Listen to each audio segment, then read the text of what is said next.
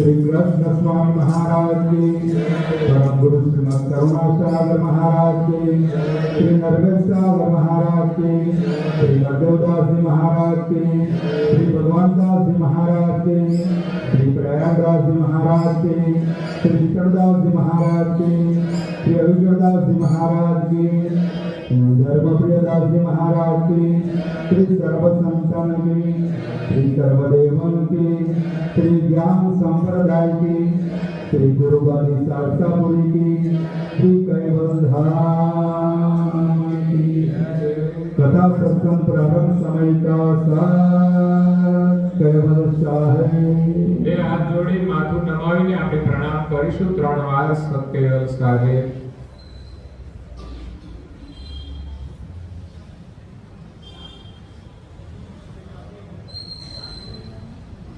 कैवलंसो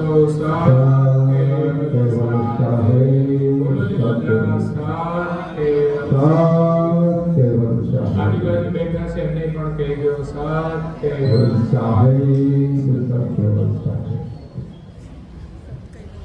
ઓમ પ્રથમયાન જલતજા પ્રેમાસ તપકે जपे अमर निज जापो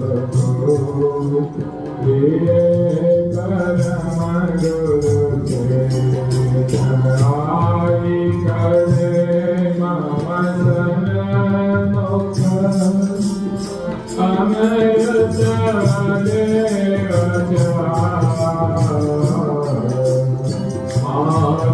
माग माग मुख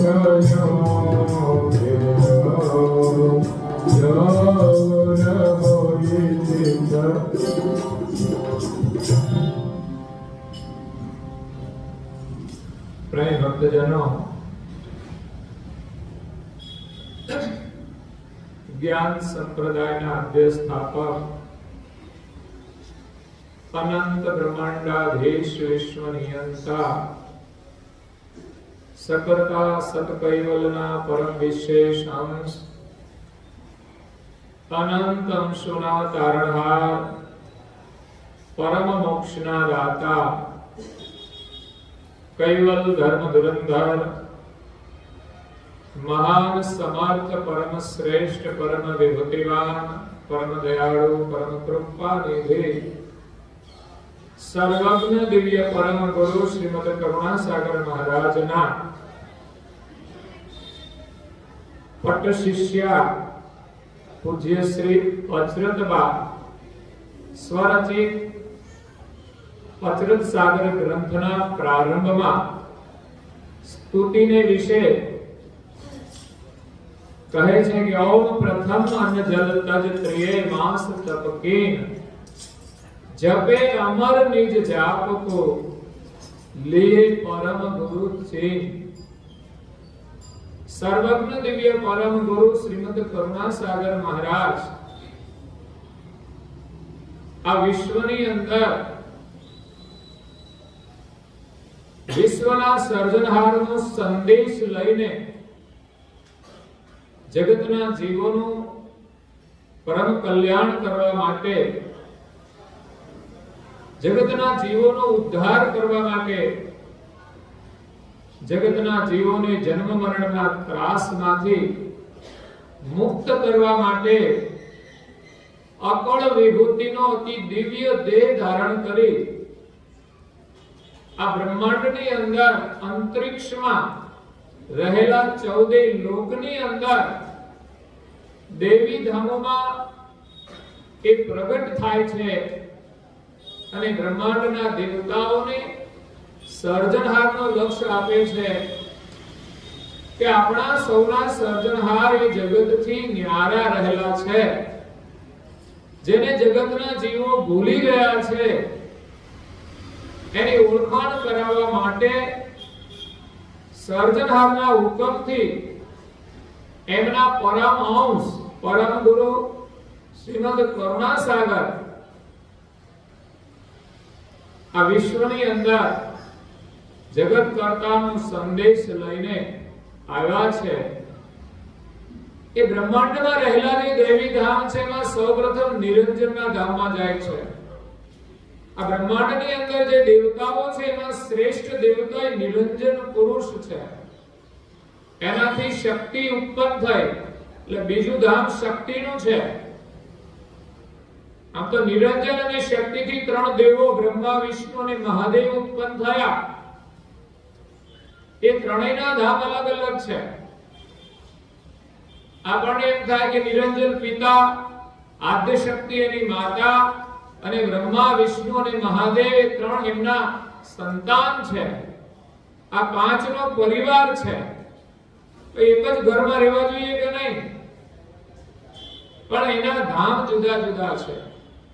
કારણ કે માલિકે જે જગતની રચના કરી છે એમાં બધા જ દેવોને ઉત્તમ ગતિ આપી છે અને આ બ્રહ્માંડમાં નિવાસ આપ્યો છે. અને બ્રહ્માંડમાં જે પ્રકારે નિવાસ એ જ પ્રકારે આપણા શરીરમાં પણ એની ક્રિયા થાય છે. એ તો પરિવાર તો સાથે જ હોય, પણ એક પિતાના બે દીકરા હોય, એક બહાર કઈ નોકરી કરતો હોય તો ત્યાં રહે કે ના રહે? એટલે જુદા ના કહેવાય. એવી જ રીતે જેને જે કામ સોંપ્યું હોય એ કામ કરવા માટે એમને એમના સ્થાને રહેવાનું હોય છે.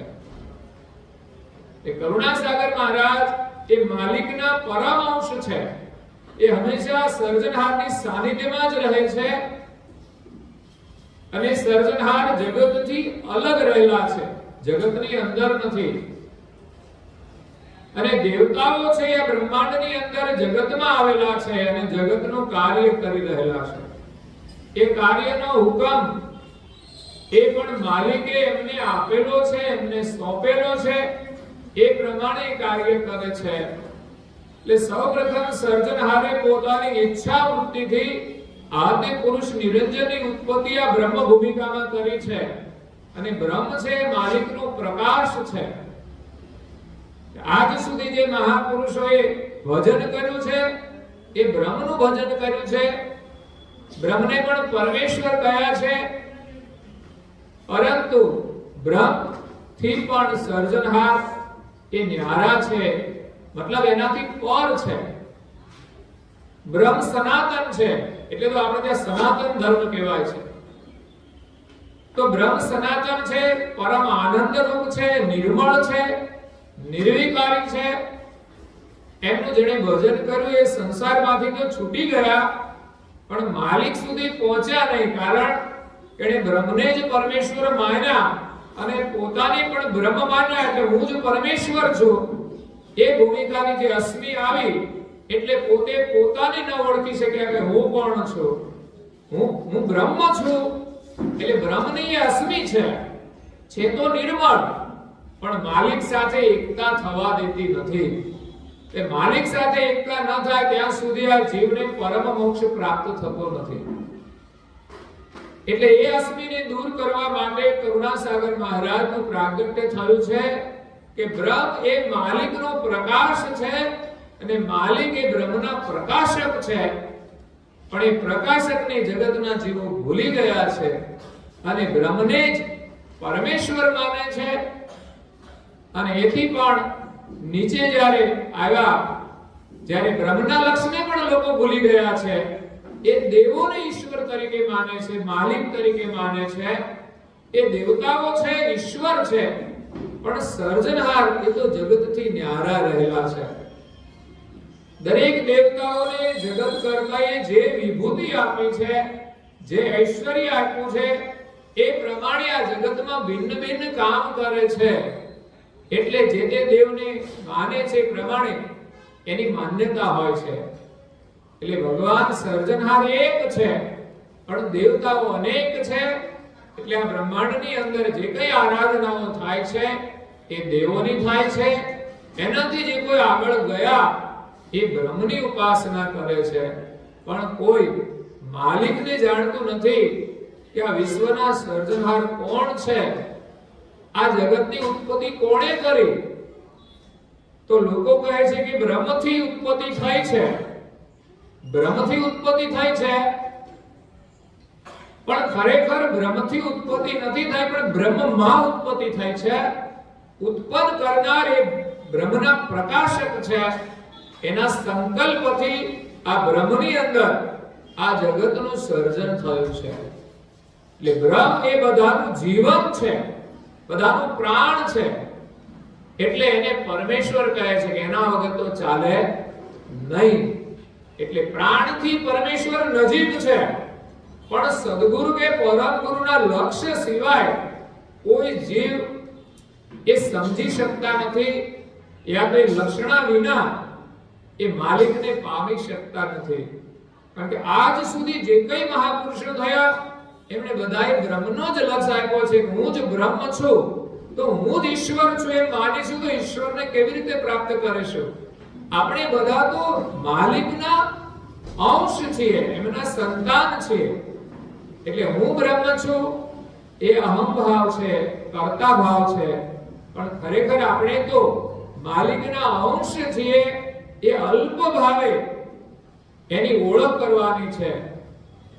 કરુણા સાગર સૌપ્રથમ નિરંજનના ધામમાં આવ્યા કે જે આ સૃષ્ટિનું બીજ છે, એમાંથી શક્તિ ઉત્પન્ન થઈ, એમાંથી ત્રણ દેવો બ્રહ્મા વિષ્ણુ મહેશ, પછી એની સાથે રહેનાર સાવિત્રી ઉમિયા અને લક્ષ્મી, આ છ દેવોનો પાછો સંબંધ જોડાયો અને સૃષ્ટિનો વિસ્તાર પછી આગળ વધ્યો છે.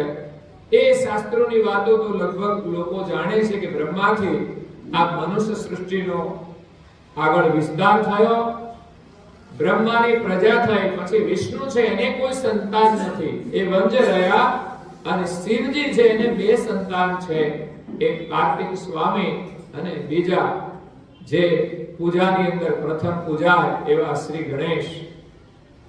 એટલે એને પૂજાની અંદર સ્થાન મળ્યું છે. તો એક પ્રકારે ત્રણ દેવો અને દેવીઓથી આ સૃષ્ટિનો વિસ્તાર થયો.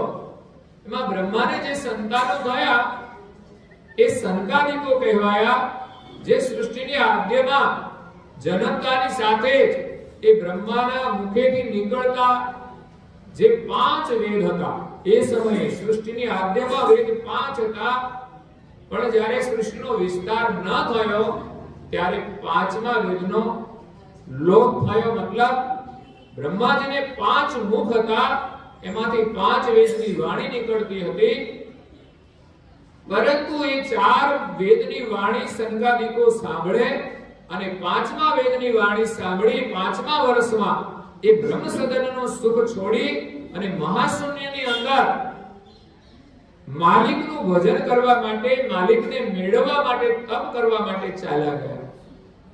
એટલે આકાશવાણી થઈ કે સૃષ્ટિનો વિસ્તાર આગળ કેમ વધતો નથી? ત્યારે વિષ્ણુએ આકાશવાણી સાંભળી તો એમણે જોયું કે બ્રહ્માને જે પ્રજા થાય છે એ બધી જ એના 5મા વેદની વાણી સાંભળીને જતી રહે છે, સાધના કરવા માટે, તપ કરવા માટે. તો એના માટે કારણભૂત આ 5મું મુખ છે. એટલે એમ કહેવામાં આવ્યું કે આ 5મા મુખેથી જે વાણી નીકળે છે સારી નથી. જો સૃષ્ટિનો વિસ્તાર કરવો હોય તો એના માટે સારી નથી. બાકી તો 5મા વેદની વાણી તો માલિકનું જ્ઞાન હતું કે હું કોણ છું, મારા કર્તા કોણ છે, એ કર્તાએ આ જગતની ઉત્પત્તિ કેવી રીતે કયા તત્વોમાંથી કરી છે એનું આધ્યાત્મિક જ્ઞાન છે. જેનો લોપ થયો, 5મા મુખનું એનું છેદન થયું અને વાણી બંધ પડી ગઈ, ત્યાર પછી મનુ અને શત્રુપાથી આ સૃષ્ટિનો વિસ્તાર આગળ વધે છે, જેનું વર્ણન આપણા પુરાણમાં પણ છે. તો એ રીતે પરમ ગુરુ કૈવલ ધામમાંથી નીકળી અને નિરંજન ધામમાં આવ્યા, શક્તિ ધામમાં આવ્યા, પછી વચ્ચે ગૌલોક પણ છે, બ્રહ્મસદન, કૈલાસ, વૈકુંઠ, સતલોક, તાપસલોક, જનલોક, મહરલોક, ઋષિમંડળ, તારામંડળ, ચંદ્રલોક અને સૂર્યલોકમાં થઈને પછી પૃથ્વી ઉપર આવે છે. આ પરમગુરુની યાત્રા બહુ વિશેષ છે, દિવ્ય છે, જે કદાચ તમને ક્યાંય જાણવા નહીં મળે. વચ્ચે કિન્નરલોક, ભૂરલોક અને ગાંધર્વલોક પણ છે. જે કિન્નરો છે ને અહીંયા એનો પણ લોક છે, એના પણ મહામંડલેશ્વર હોય છે, એ પણ ભજન કરે છે, તો એ કદાચ એને કિન્નરલોક મળતો હશે. ગાંધર્વલોક પણ છે, ભૂરલોક પણ છે. ત્યાં પરમ ગુરુ કરુણાસાગર મહારાજ ગયા નથી, એને યોગ્ય ન લાગ્યું લક્ષ આપવાનું, તો એ ત્યાં નથી ગયા અને સીધે સીધા એ આગળના ધામમાં થઈ અને પૃથ્વી ઉપર આવે છે. અને પૃથ્વી ઉપર પણ 7 દ્વીપ છે. આપણે તો એક જ દ્વીપને જાણીએ છીએ, આ જંબુદ્વીપને. બીજા દ્વીપની વિગત આપણે આપણી અલ્પ ગતિથી જાણી શકતા નથી, પરંતુ શાસ્ત્રોની અંદર જે વિદ્વાન પુરુષો છે એમણે આ વાતો લખી છે. પૃથ્વી ઉપર 7 દ્વીપ છે. કારણ કે જ્ઞાની પુરુષો હતા, એમના અનુભવના આધારે આ બધી વાતો લખતા હતા અને આપણને એમાં વિશ્વાસ હોય છે. એ જ રીતે પરમ ગુરુએ પણ 7 દ્વીપનું માત્ર વર્ણન નહીં, પણ 7 દ્વીપની એમણે તો યાત્રા કરી છે. પણ આજે આપણે શોધવા જઈએ ને તો આપણી સીમિત શક્તિથી એ જાણી શકતા નથી, પણ સાધના કરીને જો આપણે કંઈ અનુભવ કરીએ તો એ 7 દ્વીપોની સ્થિતિ આપણે સમજી શકીએ છીએ. એટલે પૃથ્વી ઉપર પુષ્કરદ્વીપ, શાકદ્વીપ, કૌશકદ્વીપ, કુશાલકદ્વીપ, સાલમદ્વીપ અને પાલકીદ્વીપ, આ 6 દ્વીપ પછી 7મો આપણે રહીએ છીએ, એનું નામ છે જંબુદ્વીપ. આપણે જ્યાં કોઈ વિધિ કરાવે ને ત્યારે બોલવામાં આવતો જંબુદ્વીપે ભરતખંડે, જે ગામનું નામ હોય બોલાવવામાં આવે અને ત્યાં પૂજા કરવામાં આવે છે એવું આપણે કહેતા હોઈએ છીએ. તો આપણે રહીએ છીએ જંબુદ્વીપની અંદર અને આ ભારત એ ભરતખંડ છે. એમાં ગુજરાત એમનું રાજ્ય છે. તો જંબુદ્વીપની અંદર પરમ ગુરુનું પ્રાગટ્ય ભારત દેશની અંદર અને ગુજરાતની સરોત્તર ભૂમિમાં થયું. બાલ સ્વરૂપે પ્રગટ થયા. એક માતાને મળે છે કે જે માતાએ ગયા જન્મમાં ખૂબ તપ કર્યું હતું. ભગવાન કોઈને એમ જ નથી મળતા. એ માતાનું બાળક એક નાહેર લઈ જાય છે અને માં કલ્પાંત કરે છે, ત્યારે આગળ જતા પરમ ગુરુ બાલ સ્વરૂપે પ્રગટ થાય છે. એ કોઈ ગમે તે માતાને મળતા નથી. કોઈનું બાળક મૃત્યુ પામે અને રુદન કરે તો બધાને કઈ ભગવાન મળતા નથી, પરંતુ આ માતાની ગયા જન્મની ભક્તિ હતી અને એ હતી પાલકી દ્વીપમાં. ત્યારે પણ પરમ ગુરુ ત્યાં પ્રગટ થયા હતા, ત્યારે ત્યાં એને મળ્યા હતા. એ ગ્રહસ્થાશ્રમમાં હતા છતાં પણ જંગલમાં જઈને ફળનો આહાર કરીને એમણે ભગવાનનું ભજન કર્યું, સાધના કરી. ત્યારે પરમ ગુરુ સામેથી એને દર્શન આપવા માટે ગયા છે.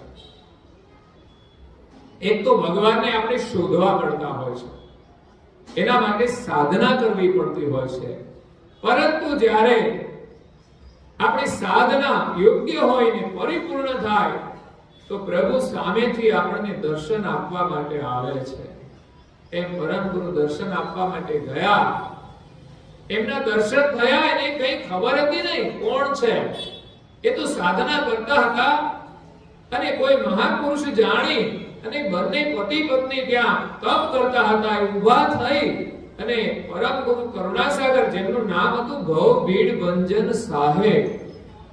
ભવની જે ભીડ છે મતલબ દુઃખ, કારણ ભીડ તો અત્યારે રસ્તા પર બહુ છે, પણ આ દુઃખને પણ એક ભીડ કહેવાય. ઘણી વખત નથી કહેતા આપણે માણસ બહુ ભીડમાં આવી ગયો છે, તો ભીડમાં તો કે ટ્રાફિકમાં તો ના આવી જાય, પણ દુઃખની પણ એક સમસ્યાઓ છે ને એને આપણે ભીડ કહીએ છીએ. તો ભવ ભીડ ભંજન, ભવની ભીડ એટલે જન્મ મરણનું જે દુઃખ છે ને એને ભંજન કરવા માટે પરમ ગુરુ આવ્યા છે.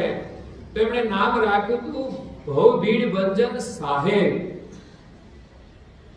અને એમને દર્શન આપ્યા અને એ બંને પતિ પત્ની ઊભા થઈ અને સંતનો એક આદર કરે છે, એની સેવા કરે છે, એમની પાસે પુષ્પો છે એને અર્પણ કરે છે, એની પાસે ફળ છે એ પણ એમના ચરણમાં અર્પણ કરે છે, ત્યારે એની સેવાથી પરમ ગુરુ પ્રસન્ન થયા અને કહ્યું, માગો તમારે શું જોઈએ છે. હવે ઘર બહાર તો બધું છોડીને આવ્યા હતા, એને સંસાર સુખની કોઈ ચાહના હતી નહીં. જ્યારે વર્તમાન સમયમાં તો આપણે બહુ માંગણીઓ ભગવાન પાસે કરીએ છીએ અને રોજ એક નવી માંગણી હોય કે મારે આ કામ છે, મારે આ કામ છે. આ કંઈક સાચી હોય છે, પણ આપણે તો આપણી ઈચ્છાની માંગણી કરતા હોઈએ છીએ, તે બધી પૂર્ણ થતી નથી. પણ ઘણી સમસ્યાઓ આપણા જીવનમાં વાસ્તવિક હોય છે, એના માટે ચોક્કસ ભગવાનને પ્રાર્થના કરવી જોઈએ. કોઈ બાળકને કંઈ તકલીફ હોય તો આપણે બીમાર હોય તો આપણે એને ચોક્કસ પ્રાર્થના કરીએ. એના માટે આપણે હકદાર છીએ. માનવ શરીર મળ્યું છે તો ભગવાનનું ભજન કરવા માટે કઈ વિક્ષેપ હોય તો ચોક્કસ આપણે માંગણી કરી શકીએ. જેમ હમણાં અહીંયા રણોલીમાં રહે છે ભાઈ, એમના દીકરાને આંખો કઈ કેમિકલ્સનો સ્પ્રે લાગી ગયો તો દેખાતું બંધ થઈ ગયું. એના માટે આપણે ચોક્કસ બધાએ માંગણી કરવી જોઈએ કે ભગવાન કૃપા કરે, એમને પાછી દ્રષ્ટિ મળે. તો એવી કઈ માંગણીઓ આપણી સાચી હોય છે, પણ આપણે તો આપણી મહત્વાકાંક્ષાઓ ભૌતિક સુખની હોય તો એનાથી આપણે સુખી નથી થતા, એટલી ભગવાન નથી આપતા.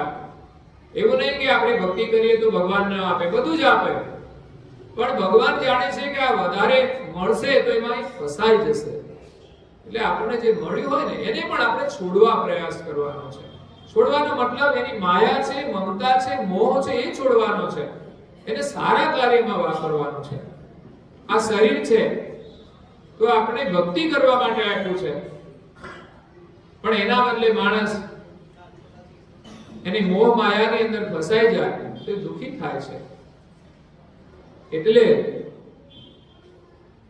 પતિ પત્નીને બીજી શરીર સુખની કે સંસાર સુખની કોઈ ચાહના નહોતી. એમણે તો માંગ્યું કે પ્રભુ અમને આ જન્મ મરણના ત્રાસમાંથી છોડાવો. આ માંગવા જેવી વસ્તુ છે. ત્યારે પરમ ગુરુ કરુણાસાગર બાપજી એમ કહે છે કે તમે આ શરીર છોડી અને બીજો જન્મ લ્યો.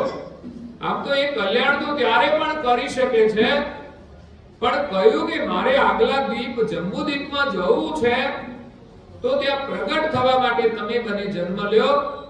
ત્યાં હું તમને પુત્ર રૂપે પ્રાપ્ત થઈશ. બાલ સ્વરૂપ ધારણ કરીને એ જ વચન અનુસાર એ જંબુદ્વીપની અંદર બને અવતાર લીધો અને એક દિવસ માતા એમના બાળકને લઈને પિયર જતી હોય છે. રસ્તામાં એને તરસ લાગી, તળાવમાં પાણી પીવા ગયા, પોતાનું બાળક કિનારે મૂકેલું હતું. ત્યાં જંગલ જેવો વિસ્તાર છે. આણંદથી આગળ, ભાલેજથી આગળ કાસોર ગામ છે. કાસોરથી આગળ એક શેર તળાવ છે જે ખેતરોનો અત્યારે રસ્તો છે. ત્યાં વધારે જંગલ જેવો વિસ્તાર હતો. તો ત્યાં જંગલી વરુ જેવા પ્રાણીઓ રહેતા હતા. એ જંગલી વરુ આમ તો નિમિત્તે પણ આવ્યું હોય, તો ભગવાનની લીલા હતી કે એને મળવાનું જ હતું. એનો સમય થઈ ગયો હતો. આગલા દીપની અંદર એમણે પોતાની લીલા સંકેલી અને અહીંયા પ્રગટ થવાનો સમય અને માતાને પિયર જવાનો સમય, એ પણ પ્રેરણા એમની જ કે મારે મારા પિયરમાં જવું છે. તો બાળકને નાહેર લઈ જાય છે. પછી માતા બાળકના વિયોગમાં કલ્પાંત કરે છે. અને એ તો કોઈ પણ માતા હોય, એના બાળકને કંઈ પણ થઈ જાય તો એને બહુ જ દુઃખ થાય છે. તો માથાના વાળ તોડવા માટે એવું કલ્પાંત કરે છે અને આગળ શોધે છે એમના બાળકને. મારું બાળક ગયું ક્યાં? હજુ તો પાણી પીવા ગઈ, પાણી પીને આવી એટલી વારમાં ગયું ક્યાં? તો આગળ થોડા ચાલે છે અને શોધે છે. તો આગળ જતા એક વૃક્ષના નીચે બાલ સ્વરૂપે, દિવ્ય સ્વરૂપે, જન્મ જેણે લીધો નથી, એના શરીરની અંદર હાડકા, માંસ, નાડી કે રોગ કશું જ નથી, એવું દિવ્ય પ્રગટ સ્વરૂપ ધારણ કરી અને બાલ સ્વરૂપે પરમ ગુરુ ત્યાં બિરાજમાન થયા. માતા એના દર્શન કરીને આશ્ચર્યચકિત થઈ જાય છે. એને એમ થાય છે કે આ વનની અંદર, જંગલની અંદર આવું તેજસ્વી બાળક ક્યાંથી આવ્યું? એને મનમાં એમ પણ થયું કે મારા બાળકના બદલામાં ભગવાને તો નહીં આપ્યું હોય ને, અને હકીકત તો એ જ હતી. એને મનમાં જ વિચાર આવ્યો. પછી પરમ ગુરુ કહે છે, હે ધર્મની માતા, તું ચિંતા કરીશ નહીં. સંકલ્પ વિકલ્પ છોડી તારું બાળક, એના બદલામાં હું તને પ્રાપ્ત થયો છું. અને બધી હકીકત કહી કે હું 5 દ્વીપની અંદર માલિકનું જ્ઞાન આપી, અને આ 6 દ્વીપની અંદર માલિકનું જ્ઞાન આપી અને આ દ્વીપમાં આવ્યો છું, જંબુ દ્વીપમાં, અને 16 વિભૂતિ લઈને આવ્યો છું. વિશ્વના સર્જનહારની, જગતના જીવો ભૂલી ગયા છે એની ઓળખાણ કરાવવા માટે આવ્યો છું. જીવોનું કલ્યાણ કરવા માટે આવ્યો છું. પણ પ્રગટ થવા માટે આપના પુત્ર રૂપે હું પ્રગટ થયો છું, અને હું તમારું કલ્યાણ કરીશ. મેં તમને ગયા જન્મની અંદર વચન આપ્યું. એ રીતે પરમ ગુરુ અહીંયા પ્રગટ થયા, અને પછી માતાને ત્યાં 7 જ વર્ષ રહ્યા. 7 વર્ષે એમને ઘર છોડી અને નજીકમાં જ એક ઓડ ગામે જઈ એક રામાનંદી કૃષ્ણદાસ નામના મહાત્મા હતા, એમની પાસેથી ત્યાગી પરંપરા દીક્ષા લીધી. એ સ્વયં એ પોતે એક યોગી જ હતા, પણ છતાંય સમાજની દ્રષ્ટિએ એમણે વિધિવત રીતે દીક્ષા ગ્રહણ કરી અને કૃષ્ણદાસને એમને ગુરુ તરીકે સ્વીકાર્યા, જેનું નામ શ્રી કૃષ્ણ સ્વામી. એને પોતાના સ્વામી તરીકે સંબોધન કર્યું. અને એક જ દિવસમાં એમ કહે છે કે દીક્ષા લઈને આવી ગયા, અને કૃષ્ણ સ્વામી મહારાજને પણ ખ્યાલ આવ્યો પછી કે આ તો કોઈ દિવ્ય અંશ છે, એટલે એમને દીક્ષા આપી અને પરમ ગુરુ સારસામાં આવીને જ્ઞાન સંપ્રદાયની સ્થાપના કરી અને ગુરુગાદીનું સ્થાપન કર્યું. ત્યાં રહ્યા અને ગામડે ગામડે વિચરણ કર્યું. પહેલા તો બાલવયની અંદર એ કથા સત્સંગ કરતા તો લોકો એનાથી વિશેષ પ્રભાવિત થતા હતા. આજે પણ ઘણા નાના બાળકો પણ સરસ કથાઓ કરતા હોય છે, દીકરીઓ પણ કરતી હોય છે, જેને જોઈને લોકો વધારે પ્રભાવિત થાય કે આપણે તો આટલી ઉંમરના થયા, કંઈ આવડતું નથી કે કશી ખબર નથી. એટલું જ્ઞાન ઘણા નાના બાળકોને પણ હોય છે, કારણ કે ગયા જન્મનું એનું તપ હોય, એટલે પછી નવો જન્મ લે ને તો બાળપણથી જ એ જ્ઞાન એને મળી જાય છે. એટલા માટે જ જીવનમાં સાથે આવનારું જ્ઞાન છે, એટલે આપણે જ્ઞાન અર્જિત કરવું જોઈએ. સાથે આવનારું પુણ્ય છે, એ જ આપણને મદદરૂપ થાય છે. બાકીનું જે કંઈ છે એની વ્યવસ્થા પૂરતું છે, એ આપણને મદદ કરી શકતું નથી.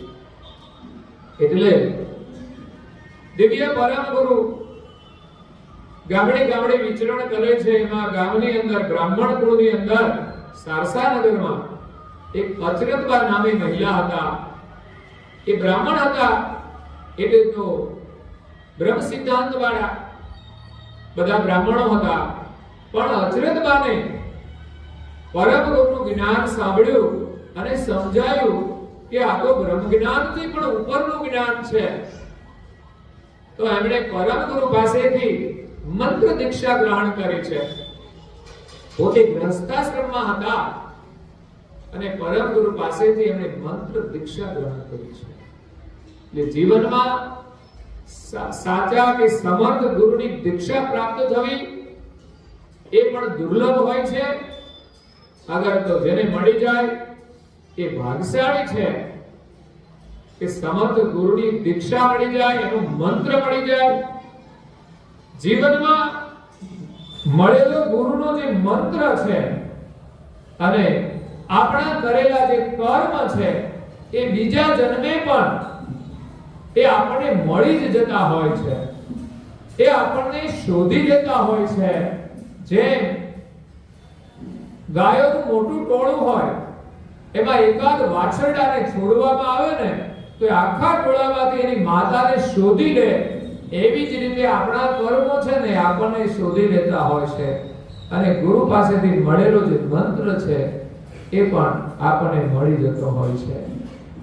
એટલે એ રીતે અચરતબાઈ પરમ ગુરુ પાસેથી દીક્ષા ગ્રહણ કરી અને એમણે સાધના કરી છે, એમણે ભક્તિ કરી છે.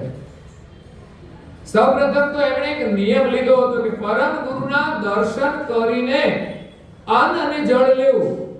એમાં જ એની બહુ આખરી કસોટી થઈ. આ નિયમોનું મહત્વ છે.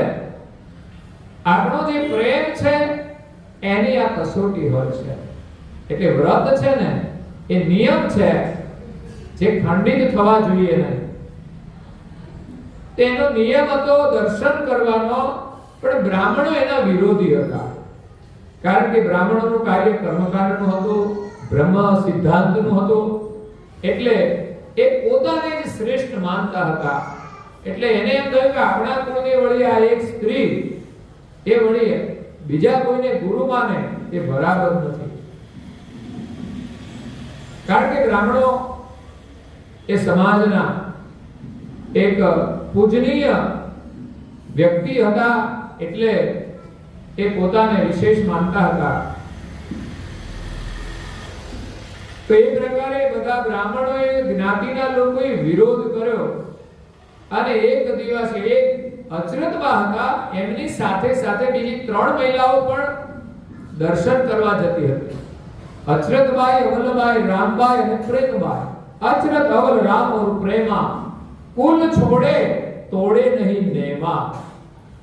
ભક્તિનો પ્રેમ કેવો હોય છે, ભક્તિનો નિયમ કેવો હોય છે કે બધાને છોડી દે છે, કુળને પણ છોડી દે છે, પણ એ નિયમ તોડતા નથી. તો અચરતબાઈ, અવલબાઈ, રામબાઈ અને પ્રેમબાઈ એ ચારે બહેનોને એક ઓરડામાં પૂરી અને બ્રાહ્મણોએ તાળું મારી દીધું અને ત્યાં આગળ બેસી ગયા. અને ઘણા આવે જાય પૂછે, ભાઈ કેમ અહીં બેઠા છો? તો કે જુઓ ને આ 4 બહેનોને અહીંયા ઓરડામાં પૂરીને તાળું માર્યું છે. તો કોઈ મંદિરે દર્શન કરીને આવે ને કરુણાસાગર મહારાજના, તો એમ કહે કે અમે તો ત્યાં આશ્રમની અંદર એમને જોયા હતા. પરમ ગુરુએ દિવ્ય લીલા કરી કે ચારે બહેનોનો નિયમ છે કે દર્શન કર્યા વિના અન્ન જળ ન લેવું. બ્રાહ્મણોને તો એમ જ હતું કે એને તો ભૂખ લાગશે ને એટલે બધું લઈ લેશે ને નિયમ તોડી દેશે. પણ આ તો પ્રાણ છૂટી જાય તો નિયમ છૂટે નહીં, એવો એમનો દ્રઢ વિશ્વાસ હતો. વિશ્વાસ કેવો હોય? પ્રાણનો જેવો હોય ત્યારે આપણું કાર્ય સિદ્ધ થાય છે. કાચો કોચો વિશ્વાસ હોય તો કાર્ય સિદ્ધ થતું નથી.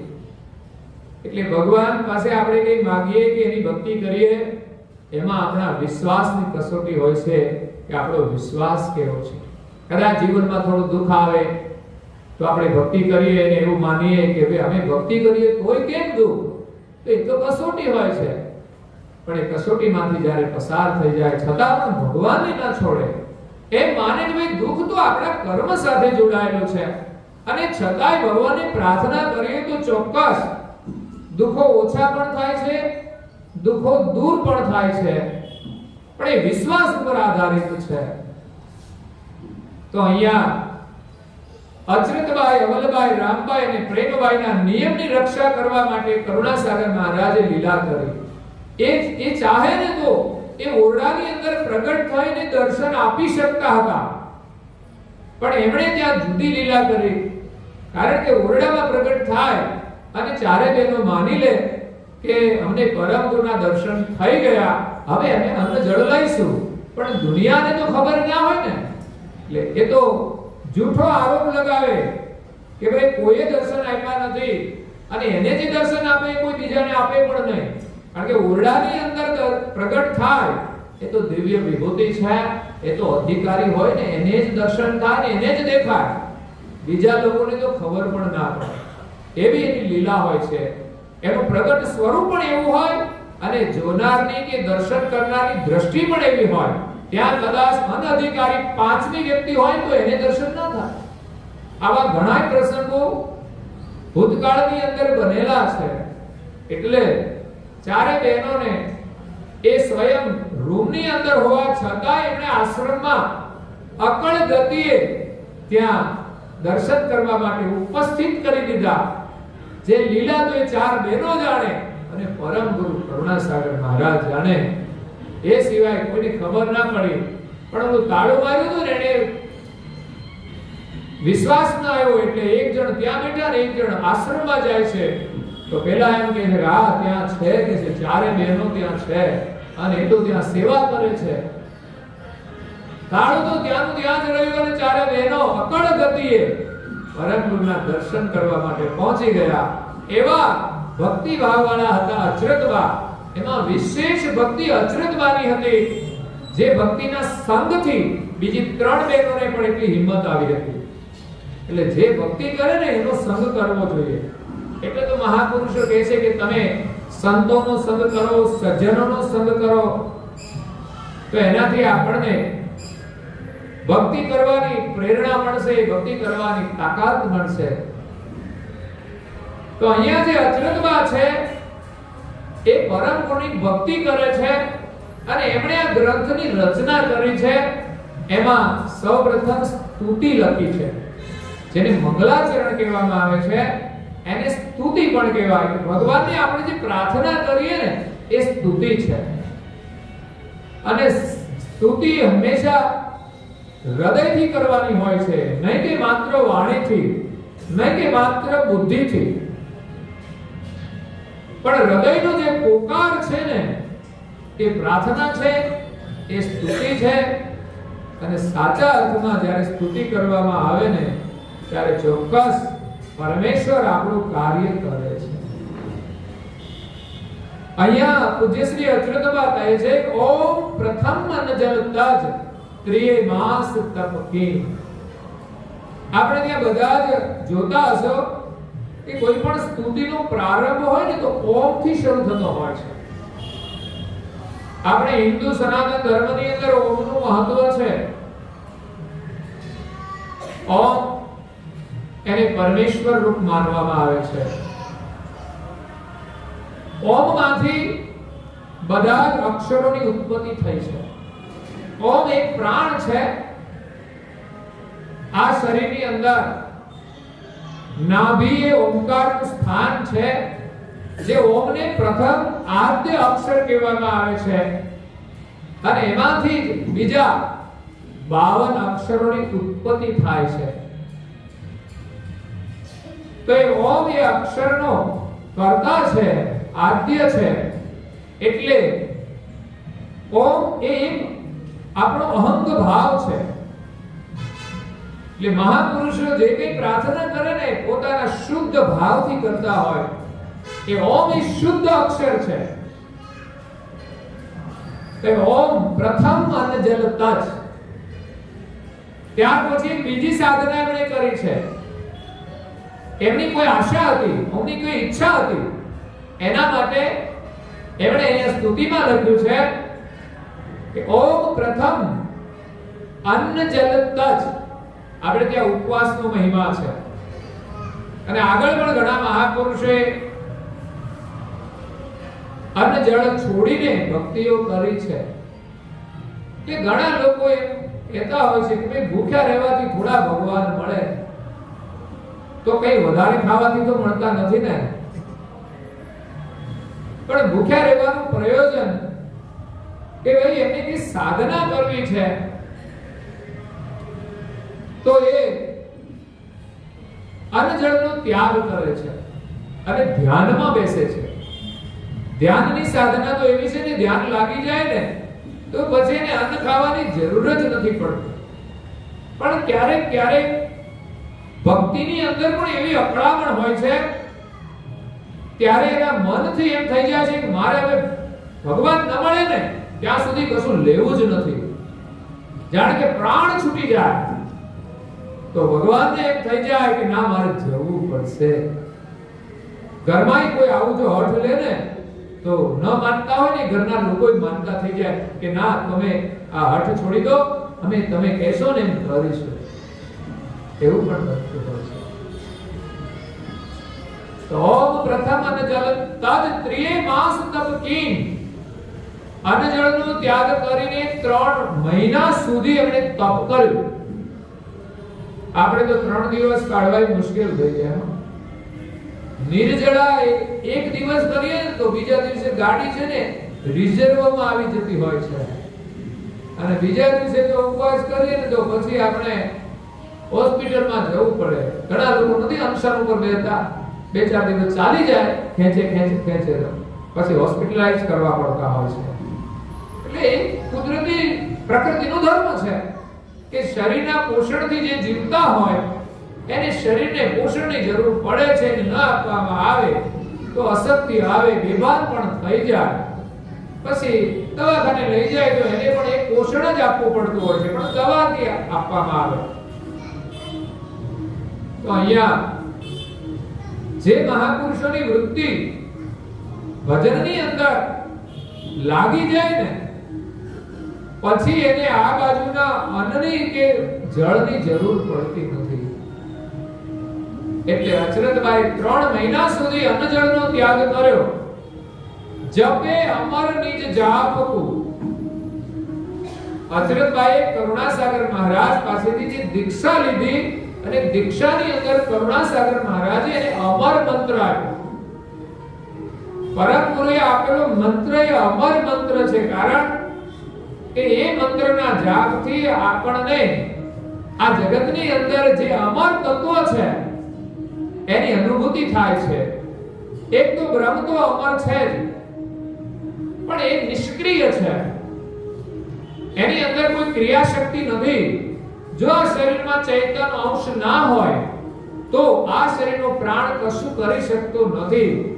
એટલે જે પ્રાણ ની અંદર કરતા માલિકે શક્તિ મૂકી છે, પણ એ અંશની સત્તાથી જ એ કાર્ય કરે છે. એના વગર જડ પ્રાણથી કશું થઈ શકતું નથી. એટલે એ બ્રહ્મ તો સનાતન છે, પણ કદાચ એ બ્રહ્મના પ્રકાશન સર્જનહાર છે. એ પોતાના સંકલ્પની શક્તિ જો સમેટી લે ને તો એ પ્રકાશથી બીજું કંઈ કામ થતું નથી. એટલે સૂર્યના પ્રકાશમાં બધું કાર્ય થાય છે, પણ સૂર્ય મુખ્ય છે. સૂર્ય ન હોય તો પ્રકાશનું કોઈ અસ્તિત્વ જ નથી રહેતું. અગર તો સૂર્યના જો ગુણ એ પ્રકાશની અંદર ન આવે તો પણ પ્રકાશ કશું કરી શકતો નથી. એ પ્રકારે કર્તાના સંકલ્પ સિવાય બ્રહ્મમાંથી કંઈ જ કાર્ય થઈ શકતું નથી. એટલે આ શરીરમાં રહેલું આપણું જે ચૈતન્ય સ્વરૂપ છે એ બ્રહ્મની સજાતીનું નથી, એ કૈવલ્યની સજાતીનું છે, જે બ્રહ્મના પ્રકાશક છે. અને બ્રહ્મની સજાતીનો આ શરીરમાં પ્રાણ છે. તો એ પ્રાણ બ્રહ્મની અંદર ભળી જાય છે, પણ આપણે ક્યારેય બ્રહ્મમાં ભળી શકતા નથી. અને જ્યારે આપણે નિર્મળ થઈએ, આપણા સ્વરૂપની પ્રાપ્તિ થાય, જેને આત્મ સાક્ષાત્કાર કહેવામાં આવે છે. પણ જે આત્મ સાક્ષાત્કાર જેને થાય છે એની બ્રહ્મ સાથે એકતાને આત્મ સાક્ષાત્કાર કહે છે. હકીકતમાં એ પોતાને નથી જાણતા કે હું બ્રહ્મ નથી, કે બ્રહ્મની સજાતીનો નથી, હું તો બ્રહ્મના પ્રકાશક કૈવલ્યની સજાતીનો છું, એવી ઓળખાણ ત્યાં નથી થતી.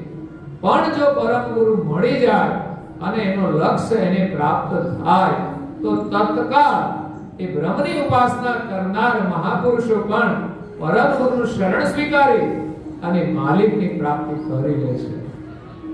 એટલે એ પ્રકારે અમર મંત્ર છે એ આપણા અમર સ્વરૂપની અનુભૂતિ કરાવે છે. અને માલિકને મેળવવાનું જો કોઈ માધ્યમ હોય ને તો કોઈ તીર્થ વ્રત જપ બીજા કોઈ તપથી નથી મળતા, પણ આપણે ગુરુના લક્ષ્યથી જો આપણા સ્વરૂપને ઓળખીએ અને એને જો પામી લઈએ તો એ જ સ્વરૂપના લક્ષ્ય આપણને માલિકની ઓળખ થાય છે. પરંતુ જ્યાં સુધી આપણે એમના અંશ છીએ એ સ્વરૂપની અનુભૂતિ ન થાય ત્યાં સુધી કોઈ પણ કાળે આપણે માલિકને જોઈ નથી શકતા, જાણી નથી શકતા કે પામી નથી શકતા. એટલે આપણું જે નિજ સ્વરૂપ છે એને પામવા માટેનું લક્ષ્ય લઈને પરમ ગુરુ આવ્યા છે. એ અમર મંત્ર પ્રદાન કરે છે. એમની આજ્ઞા અનુસાર, નિયમ અનુસાર આજ્ઞા પાડી અને મંત્રનો જપ કરવામાં આવે તો આપણને આપણા સ્વરૂપની અનુભૂતિ થાય છે અને વિશેષ આપણી ગુરુમાં શ્રદ્ધા હોય એટલે એની પાછી કરુણા થાય તો એની કરુણાથી આપણને માલિકની પ્રાપ્તિ થાય છે, જેનો અંશ ત્યાંથી મેળાપ કરાવે.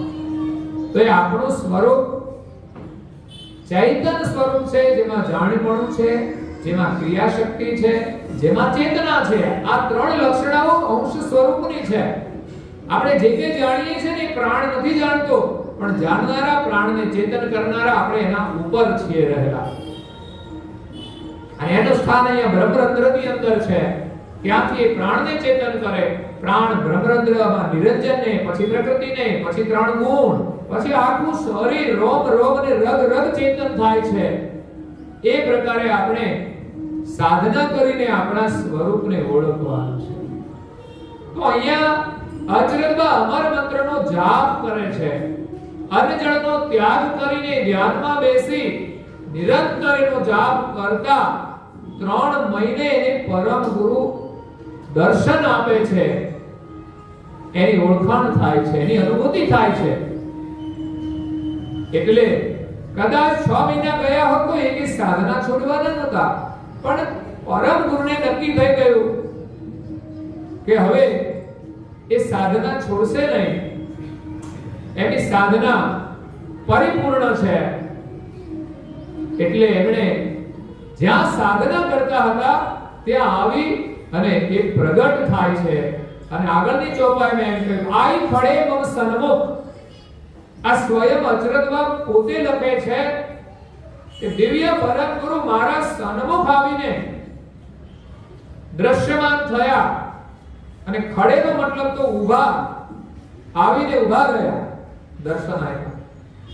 આઈ ખડે મમ સન્મુખ, મારા સન્મુખ આવીને ઊભા રહ્યા, દર્શન આપ્યા. એમનું દિવ્ય તેજ જોઈને અચરજમાં ધ્યાનમાંથી આંખો ખોલે છે. અને પરમ ગુરુ કહે છે, અમૃત વદે વચન. પરમ ગુરુ એમના મુખમાંથી અમૃત વાણી બોલે છે. જે કઈ સત્સંગની વાણી છે ને બધી અમૃત જ છે. એટલે આપણે પણ જો સારી વાણી બોલીએ ને તો સમજવાનું એ અમૃત છે અને એ પીવા જેવું હોય છે અને એ સાંભળવા જેવું હોય છે. પણ કોઈ ઝેર કાઢતું હોય ને તો ભલાઓ તમે ધ્યાન રાખજો, એ તમે પીતા ને. કારણ કે ઝેર પીવાથી શું થાય એ તો આપણે જાણીએ છીએ.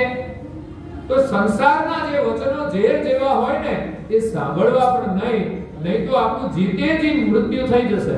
ભલે જીવતા હોઈએ પણ વાસ્તવિક આપણે જીવન નથી જીવતા. જે જીવન વાસ્તવિક નથી એ જીવન જ નથી. પછી ભલે ને જીવે કૂતરા બિલાડાની જેમ તો શું કામનું છે, પણ સાચું જીવન તો માનવતાનું જીવન છે. એટલે આપણે હંમેશા સત્ય વચનો જ સાંભળવા જોઈએ, હિતકારી વચનો જ સાંભળવા જોઈએ. સત્યમ વદ ધર્મમ ચર, અને કલ્યાણકારી વચનો સાંભળવા જોઈએ. સત્ય બોલો, હિતકારી બોલો, મધુર બોલો, પ્રિય બોલો. તો પરમ ગુરુએ અમૃત વાણીનું ઉચ્ચારણ કરે છે એમ અચરજમાં કહે છે. અને પરમ ગુરુએ અમૃત વાણીમાં શું કહ્યું કે માગો, તમારે શું જોઈએ છે. તમારા હૃદયમાં જે કંઈ ચિંતવન હોય, તમે જે હેતુથી આ સાધના કરો છો, તો હૃદયમાં તો એ જ ભાવના હોય ને કે ઉદ્દેશથી સાધના થતી હોય છે. પછી ભલે મોક્ષની પણ હોય, પણ અહીંયા અચરજમાંની ચાહના કોઈ મોક્ષની નહોતી. પણ પરમ ગુરુએ કહ્યું કે માગો, તમારે શું જોઈએ છે. તમારા હૃદયમાં જે કંઈ ચિંતવન હોય તે માગી લો. અને ત્યારે પૂજ્ય શ્રી અચરજમાં કહે છે,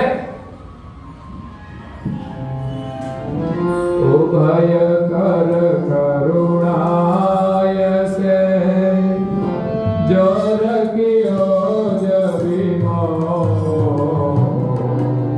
કથોય લૌકિક જ્ઞાન કથો વદન મારે સોઈ બોલે હું પરમ સકલ અખિલ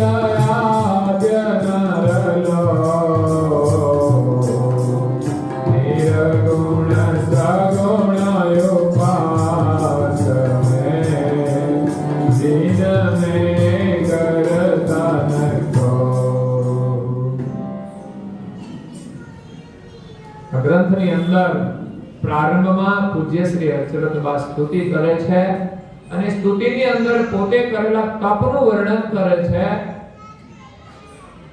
કે મેં સાધના કરી 3 મહિના સુધી અન્નજળનો ત્યાગ કર્યો ત્યારે સ્વયં પરમ ગુરુ ત્યાં પ્રગટ થયા અને કહ્યું કે માગો તમારે શું જોઈએ છે. ત્યારે પૂજ્ય શ્રી અચરતબા ઉભય કર કરુણાય છે જોહર પિયો જબી મોય. ઉભય કર બે હાથ જોડી કરુણાય છે જે કરુણાના સાગર છે, કરુણાઓના જે સ્વામી છે એવા કરુણા સાગરને એ બે હાથ જોડી અને પ્રણામ કરે છે. ભગવાન આગળ હંમેશા પ્રાર્થના કરીએ ત્યારે બે હાથ જોડવાના, ક્યારેક માથું નમાવવાનું. આપણે ત્યાં પ્રણામ કરીએ ત્યારે 3 વાર પ્રણામ કરીએ છીએ, ત્યારે ખુલ્લા હાથ રાખીને પણ કરીએ છીએ કે માગણી માટે. અને પછી સત્યવેલ સાહેબ કહે તો બંને હાથ જોડીને ભગવાનનું સ્મરણ કરીએ, માથું પણ નમાવીને પ્રણામ કરીએ. અહીંયા પૂજ્ય શ્રી અચરતબા બે હાથ જોડી કરુણાસાગર મહારાજના શરણમાં જોહર કિયો જબી મોય, જોહાર એટલે વંદન કરે છે. આપણે ત્યાં બે મુદ્રા છે ને, એક નમસ્કાર કરવાની મુદ્રા, નમન માથું નમાવવાનું અને બે હાથ જોડવાના, પ્રણામ કરવાના. એ અચરતબાઈ કરુણાસાગર બાપજીના ચરણમાં, ગુરુ મહારાજના ચરણમાં બે હાથ જોડી અને પ્રણામ કરે છે. આપણે ત્યાં ઘણી બધી સ્તુતિઓ છે પ્રણામની.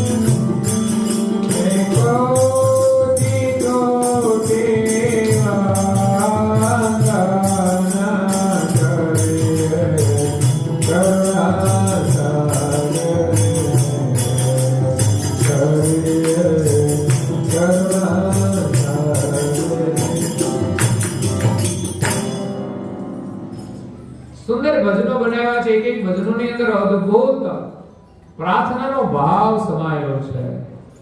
કેવા ભાવથી આપણે પ્રણામ કરવા જોઈએ, વંદના કરવી જોઈએ. પગે તો બધા લાગે છે પણ અંદર શું સ્મરણ કરીએ છીએ? દરેક લોકોની ભૂમિકા અલગ હશે. તમે અભ્યાસ કરજો. કોઈ પ્રાર્થના કરતું હોય એનો ચહેરો જોઈ કે એના અંતરનો ભાવ જોઈ એને આપણે પૂછવું જોઈએ કે કેવી રીતે પ્રાર્થના કરો છો.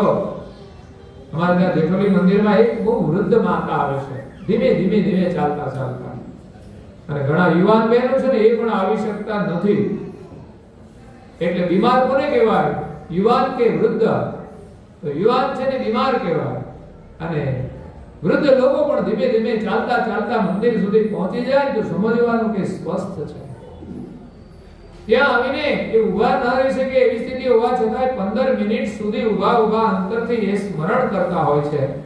ત્યારે મારા દીકરાને કહું કે તમારી માતા પાસે જે પ્રાર્થના છે ને એનો ભાવ તમે સમજી લેજો. એની મૂડી છે જીવનની. જીવનભર ભક્તિ કરો ને ત્યારે એમાંથી પ્રાર્થનાનો ભાવ પડે છે.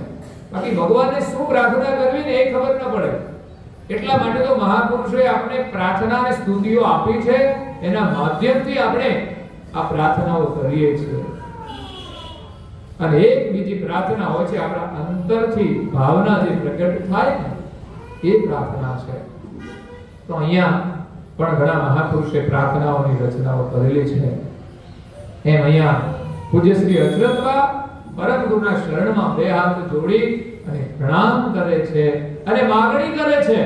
કહ્યું ને માગો, એને માગવાનું કહ્યું છે. અને આપણને કોઈ એમ કહે કે માગો તમારે શું જોઈએ છે, તો આપણે કઈ લિસ્ટ છે ખરું? હે, લખવામાં આવે તો આપણે તો ઘણું ઘરમાં જે ખૂટતું હોય એ માંગી લઈએ. એક ગાડી માંગી લઈએ, બીજું કઈ આવું જરૂરી હોય એ માંગી લઈએ, પણ એનાથી તો કઈ આપણું કાર્ય સિદ્ધ થવાનું નથી. એ તો હોય તો ભલે, ના હોય તો ચાલે, પણ જીવનમાં શું માંગવું જોઈએ ને એ પણ મહાપુરુષોના જીવનમાંથી આપણે શીખવાનું છે. અને નારદાજી મહારાજ તો કહે છે, મહેર કરી મોઈ દીજીએ સેવા સમરણ ધ્યાન,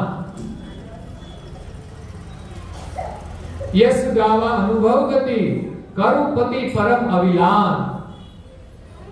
અને બીજી એક ચોપાઈમાં કહે છે, માગુ પ્રેમ ભક્તિ ચરણ સેવા, યશ ગાવા અનુભવ ગતિ.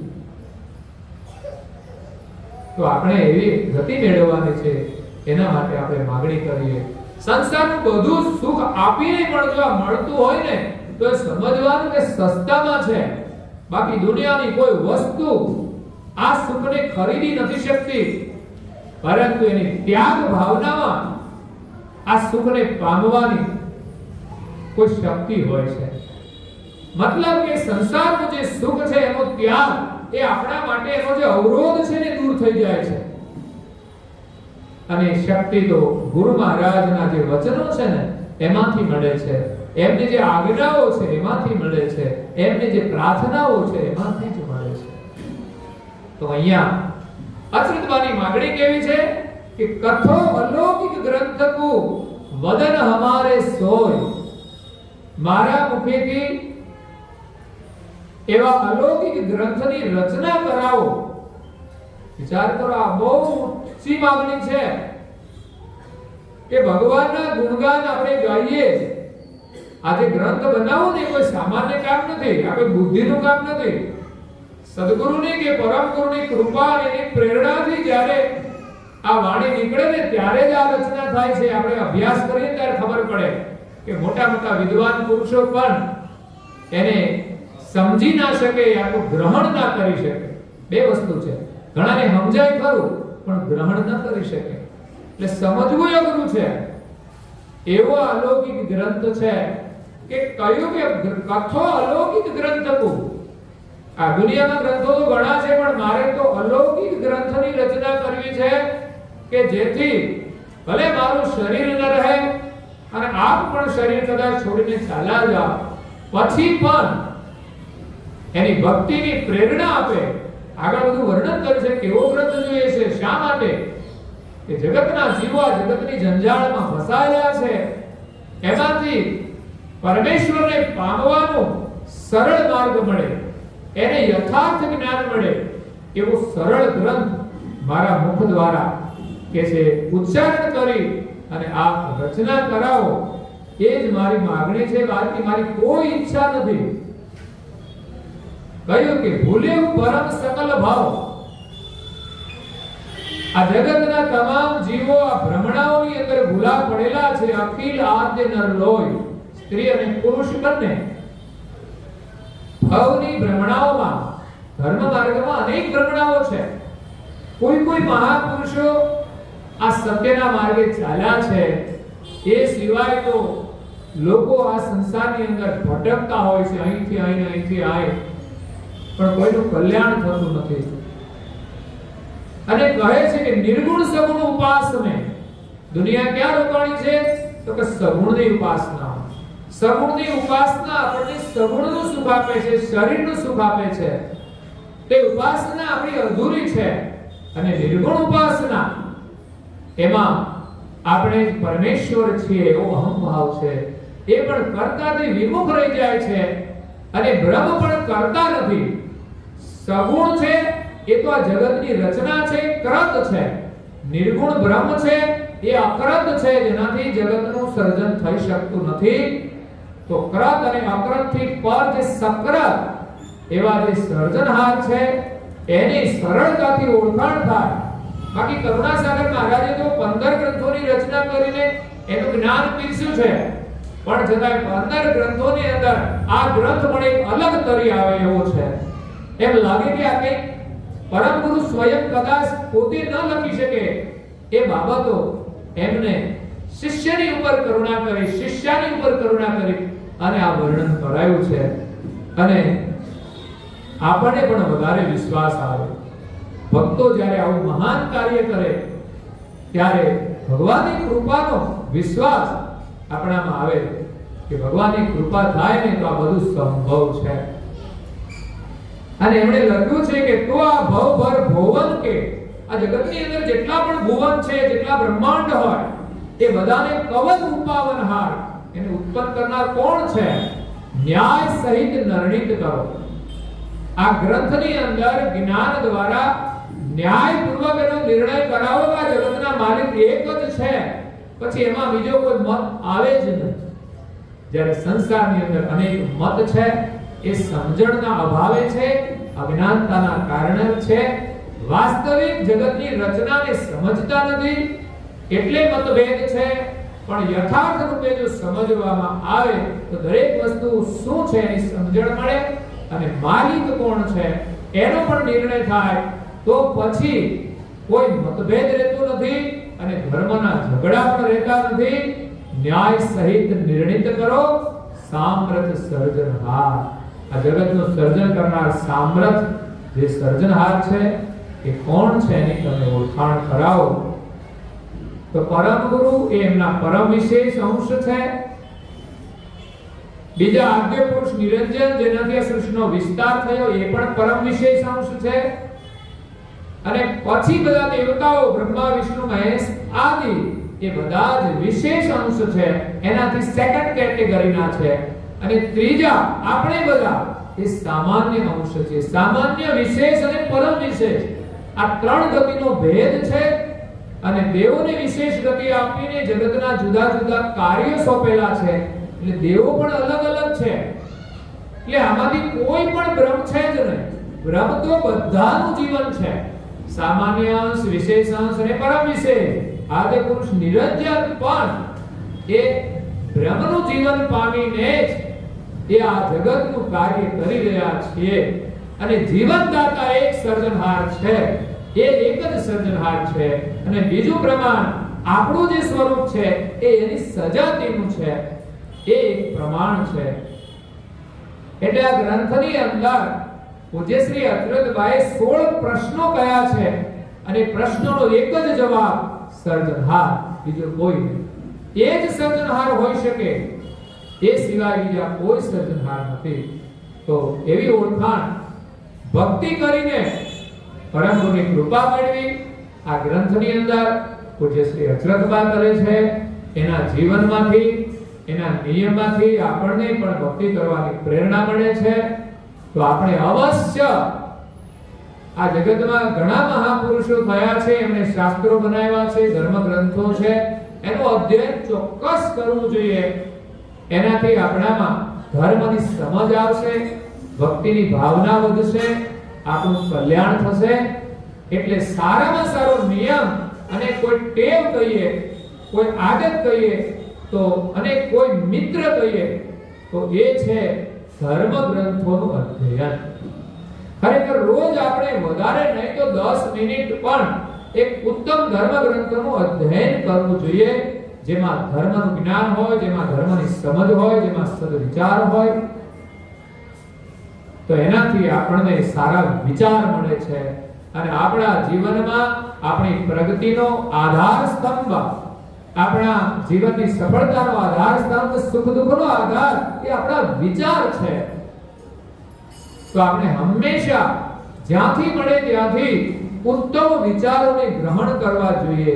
કોઈ વ્યક્તિ પાસેથી મળે કે કોઈ પુસ્તકમાંથી મળે, કોઈ સાધનામાંથી મળે, કોઈ નિયમમાંથી મળે.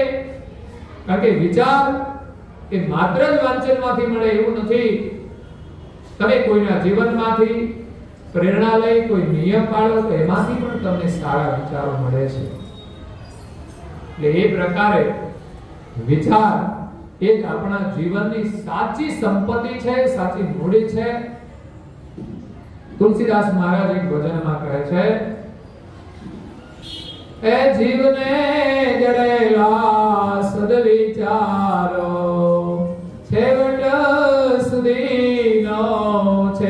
પતવારો, એ તુલસી સંત કનારણકાર, એક દિન ખીલે ઉઠે છે, સુધર્મ ના પડેલા જે સંસ્કાર, એક દિન ખીલે ઉઠે છે. જીવનમાં ધર્મના સંસ્કાર હશે ને તો આપણું જીવન છે ને બગીચાની અંદર જેમ ફૂલો ખીલી ઉઠે એમ આપણું જીવન પ્રસન્ન થઈ જશે અને આપણા જીવનમાંથી સુવાસ ફેલાશે. એટલે આ પરિવારોની અંદર સુખ મેળવવાની ચાવી એ જીવનમાં સારા વિચાર છે. જ્યાંથી પણ મળે ત્યાંથી આપણે ગ્રહણ કરવા જોઈએ. એમાં કોઈ ધર્મનો ભેદ જ નથી. સારા વિચાર જે કોઈ મહાપુરુષોના જીવનમાંથી ઉપદેશમાંથી મળે પછી ત્યાં આપણે કોઈ ધર્મનો ભેદ જોવો જોઈએ નહીં. કોઈ પણ ધર્મની અંદર સારા વિચારો હોય છે, પછી એમાં અંધશ્રદ્ધાઓ પણ હોય તો એને આપણે છોડી દેવાની છે. અંધશ્રદ્ધા બધી જ જગ્યાએ કામ કરતી હોય છે. ઘણા લોકો પ્રાણીઓની બલિ ચડાવતા, તો શું આપણે માનીએ ખરા? તો માનવા વાળા તો માને પાછા. એટલે ઘણી બધી અજ્ઞાનતા અને અંધશ્રદ્ધા છે. ખરેખર એ વસ્તુ સાચી હોય પણ આપણે એવી ઉપાસના કરવી જોઈએ નહીં. શા માટે કરવા? એવી ઉપાસના કરવાથી આપણું કલ્યાણ નથી થતું. કદાચ આપણે તમે જુઓ તો તાંત્રિકો છે ને એ કોઈનું સારું કરવા માટે કોઈની બલિ આપતા હોય છે ઘણીવાર. તો એના બલિદાન આપવાથી કંઈક કાર્ય થતું હશે પણ કલ્યાણ નથી થતું. એટલે એવી સાધનાને આપણે સ્વીકારતા નથી. પણ જે સત્ય સાધના છે ને એ દરેક સંપ્રદાયમાં દરેક જે મહાપુરુષો છે ને એના ઉપદેશની અંદર સમાયેલી હોય છે. એટલે આપણે ત્યાં ધર્મભેદ નહીં રાખીએ પણ જે કોઈ મહાપુરુષોનો ઉપદેશ આત્મ કલ્યાણ વાળો છે એને આપણે ગ્રહણ કરવું જોઈએ. અને બધા જ ધર્મની સાથે આપણે જે કંઈ સત્ય લાગે ને એને ગ્રહણ કરીને આગળ વધવું જોઈએ. પરમ ગુરુ કરુણાસાગર યથાર્થ જ્ઞાન દ્વારા આ જગતની અંદર જે કંઈ મતભેદો છે, જે કંઈ ધર્મની વિવિધતા છે એનું યથાર્થ દર્શન કરાવે છે. અને આપણો બધાનો એક ધર્મ પરમેશ્વરને પામવાનો જે છે એનો રસ્તો એ ખુલ્લો કરે છે. તો અહીંયા કૈવલધામવાસી હર્ષદભાઈ, જેના જીવનમાં હર્ષ હોય એ હર્ષદભાઈ આજે તો આ દિવ્ય સત્સંગ દ્વારા તેને લાગે છે કે બહુ પુણ્યશાળી આત્મા છે જેની પાછળ આવા દિવ્ય સત્સંગનું આયોજન કરવામાં આવ્યું છે. સાચા અર્થમાં એમને શ્રદ્ધાંજલિ આપી છે. અને એમાં એક ખાસ યોગદાન ગંગા સ્વરૂપ અમારા લીલાબેનનું રહ્યું છે. અમારા રણોલી વાળા ભક્ત કહે કે અમારે ત્યાં ગમે તે કાર્યક્રમ હોય એટલે લીલાબાની હાજરી પહેલી હોય. આ ભાવના આપણામાં હોવી જોઈએ. આ સંસ્કાર છે અને એનો લાભ એમના બાળકોને પણ મળે છે. એ સંસ્કારનું બહુ જ મૂલ્ય છે અને એ વ્યક્તિગત રીતે તો એને અપાર સુખ આપે છે. જે દુનિયાની કોઈ કિંમતી વસ્તુ એને સુખ ન આપી શકે. માનો 1 કરોડ રૂપિયાનો તમે હાર પહેર્યો હોય તો ફરક શું પડે આપણને? એ ભાઈ તમે 1 લાખનો હાર પહેર્યો અને 1 કરોડનો પહેર્યો, બે બહેનોને બેસાડ્યા હોય તો 1 કરોડ વાળાને એમ થાય કે મને બહુ સુખ મળે છે, કઈ જ ફરક ના પડે. અને ત્રીજા બેનને માનો કે તમે બગસરાની બનાવટનો પહેરાવી દો તો કઈ ફરક નથી પડતો. એ તો એક આપણી માન્યતાનું સુખ છે. પરંતુ વાસ્તવિક સુખ તો એ ભક્તિના સંસ્કારનું હોય છે. વસ્તુઓ તો આવતી રહે ને જતી પણ રહે. એ કાયમ રહેવા વાળી પણ નથી, એ પણ સમજવાનું છે. એટલે પરાધીન સુખ છે. એટલે આપણે એનું સુખ લેતા પહેલા છે ને વિચારવાનું કે ભાઈ આ મળે ના મળે એવી રીતે રહેવાનું. નહીં તો છે ને ક્યારેય આપણો સાથ છોડીને ચાલ્યો જાય એ કશું કહેવાય નહીં. એટલે કુદરતના નિયમ પ્રમાણે બધું ચાલે છે. જ્યારે પરમેશ્વરનું જે ભજન છે ને એનું જે સુખ છે ને એ કોઈ પણ સંજોગોમાં આપણો સાથ ન છોડે અને દુઃખના સમયે તો આગળ આવીને જ ઊભું રહે, આપણને હિંમત આપે.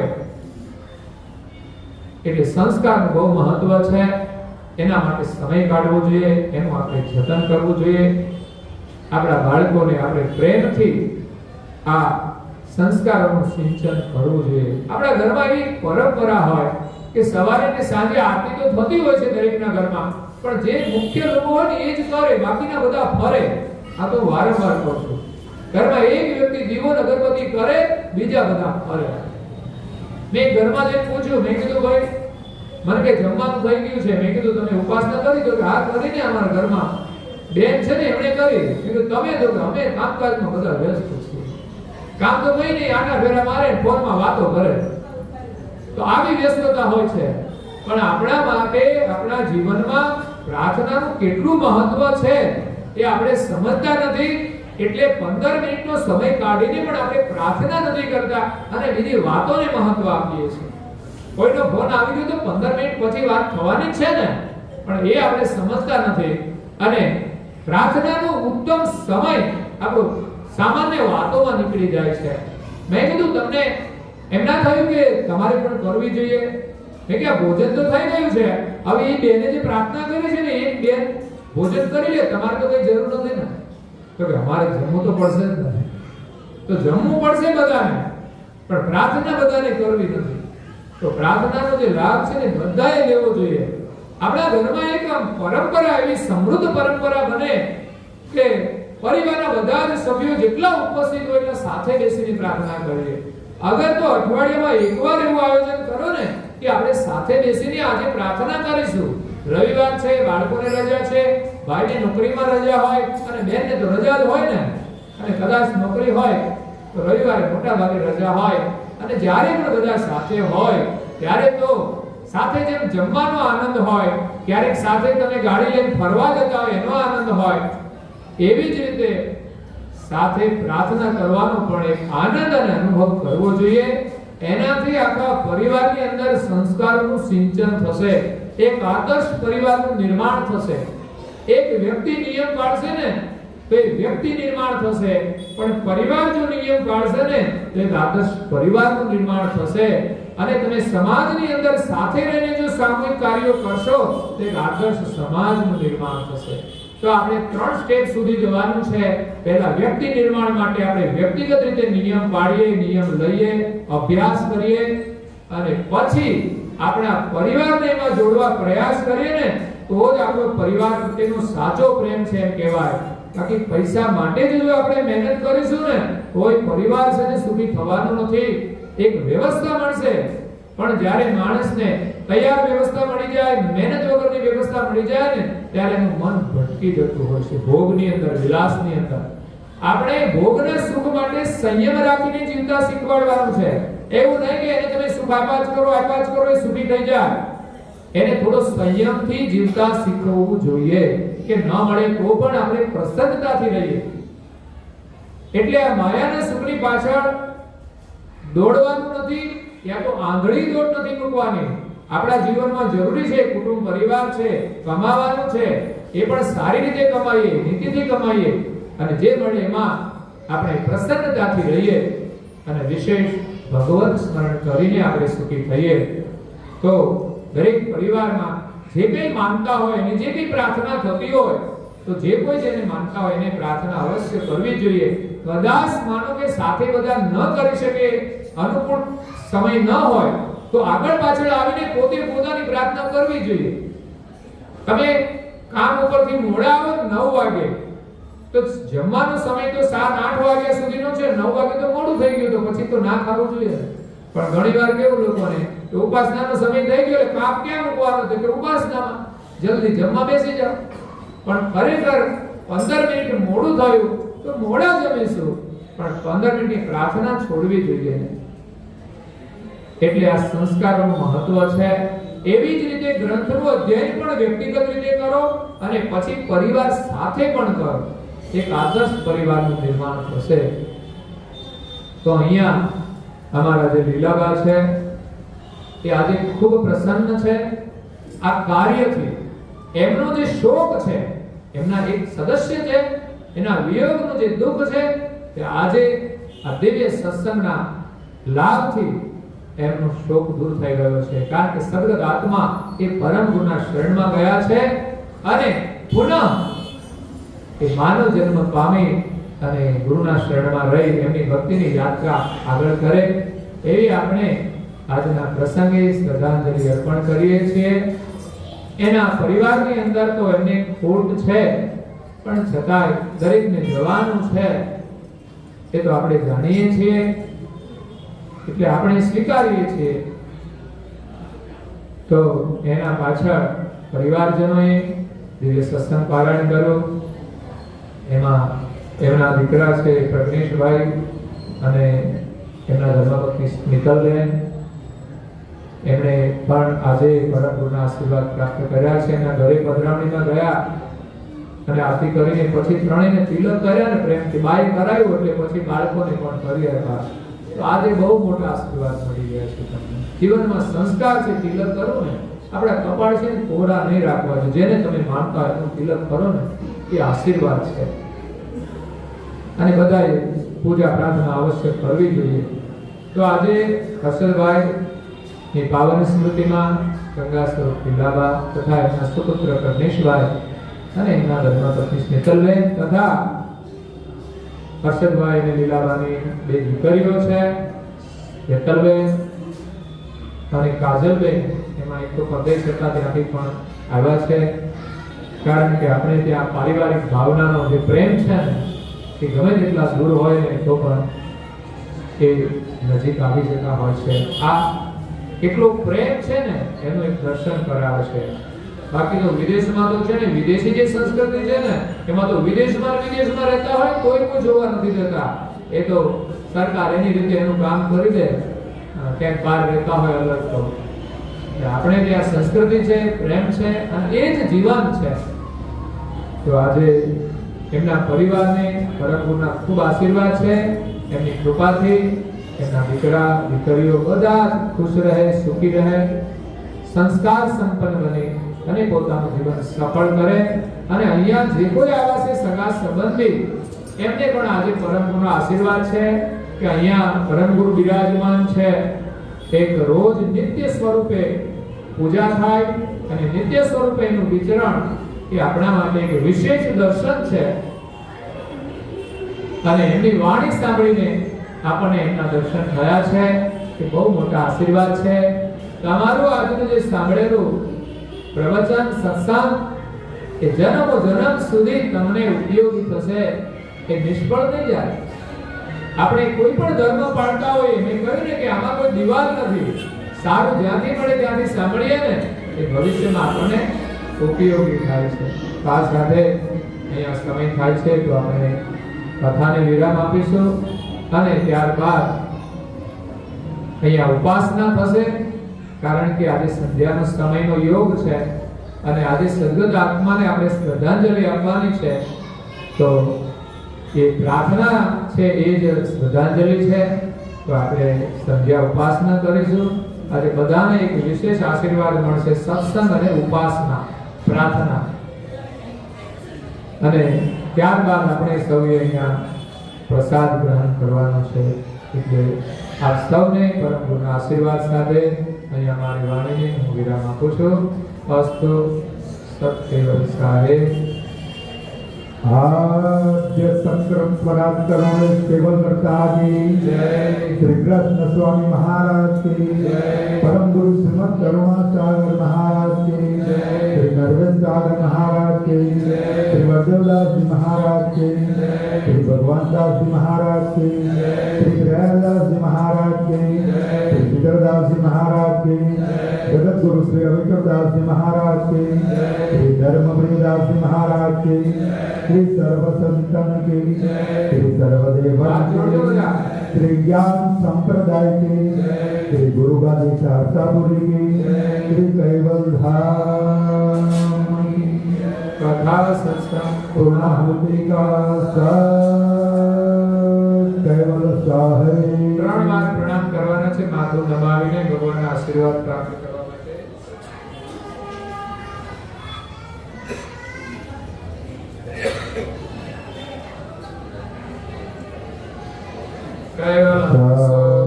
कैवल साहेब बोलो जो બધા. આજુબાજુ પણ સૌને કહેજો પ્રેમથી સત કેવલ સાહેબ.